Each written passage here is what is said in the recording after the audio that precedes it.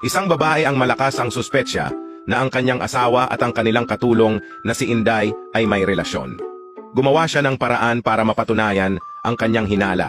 Pinagbakasyon niya muna ang kanilang katulong ng mga ilang araw nang walang paalam sa kanyang asawa.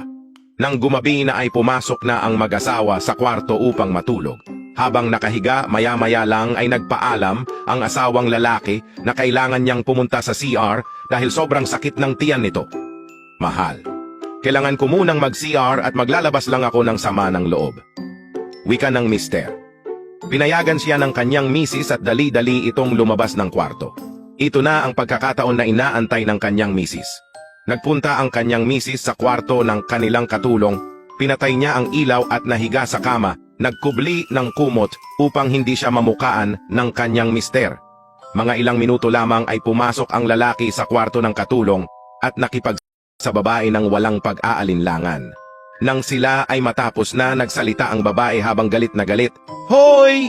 Hindi mo inaakala na ako ang nandito sa kwarto at hindi si Inday, no? Sabi ko na nga ba at may relasyon kayo? Dali-daling tumayo ang babae at sinindihan at ilaw. Hindi po ma'am. Patay! Hindi ko po alam na kayo yan, sagot ng kanilang hardinero.